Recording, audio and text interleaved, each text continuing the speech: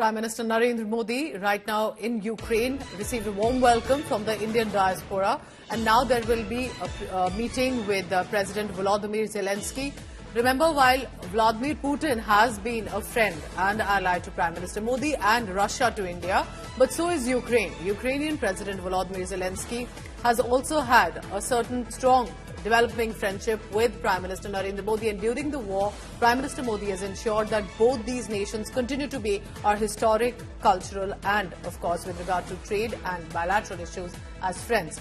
I want to go across now to India Today's managing editor, Gaurav Sawant. He's on the ground right now. Gaurav, so it was beautiful to see that Prime Minister Modi was received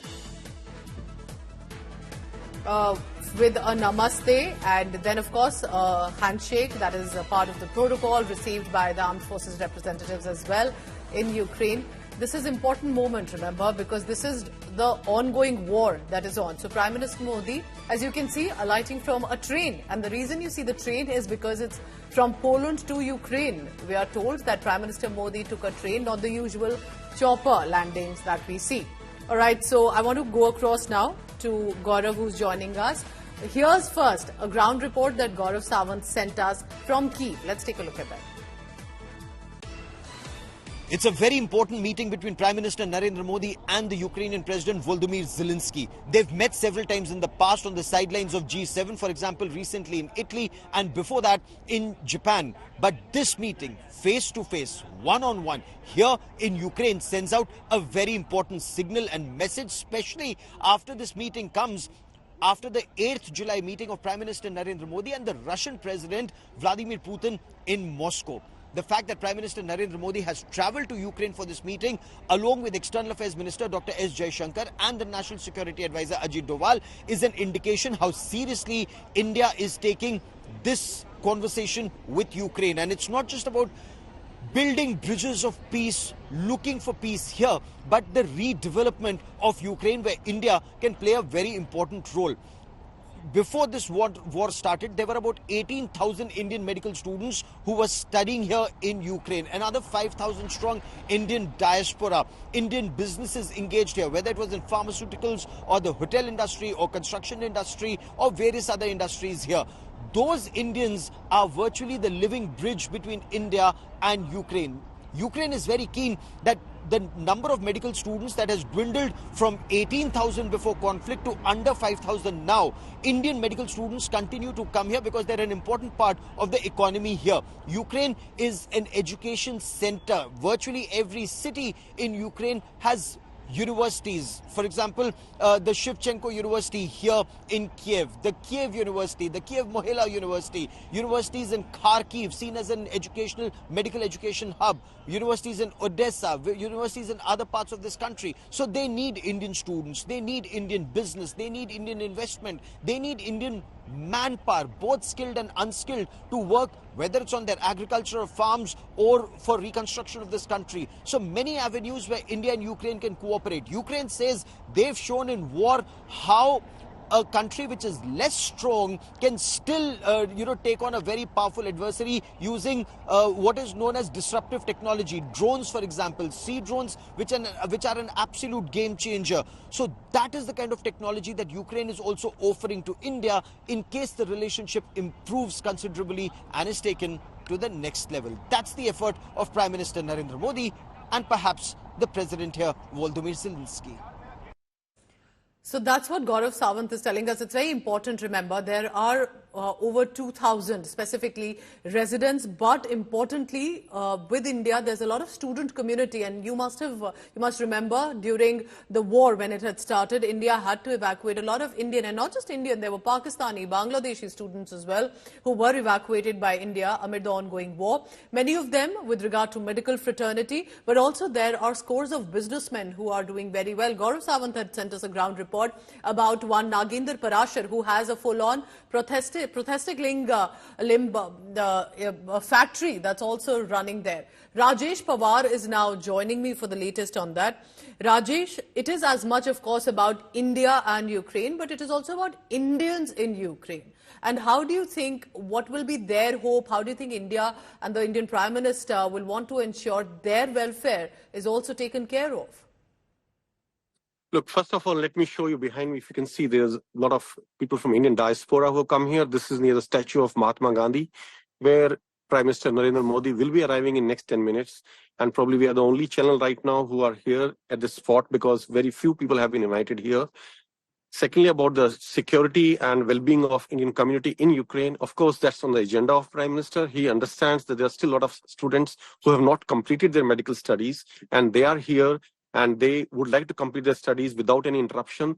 And today morning, when there was a meeting with the diaspora here in the hotel when Prime Minister just arrived, there were a lot of representatives of the students who had come there from all over Ukraine, not just Kyiv. They had come from all over Ukraine, even from cities which are hundreds of kilometers away from here.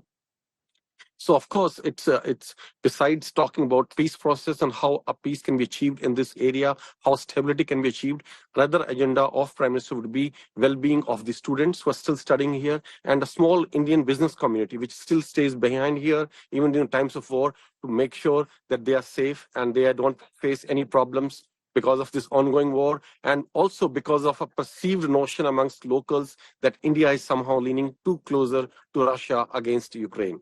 But do you think this interaction also and this meeting also will focus on that India also shares a warm and cordial relationship with Ukraine? You've been covering the war in Ukraine, which has borne the brunt of this war. How do you think that India's history with Ukraine and the present will help in maintaining those ties? Look, India has been close to Russia and before that close to Soviet Union for decades now, and the whole world knows this. The whole world understands this. World very well understands our dependence on Russia for the arms import and for spare parts of maintaining our existing fleet of aircrafts and tanks and everything.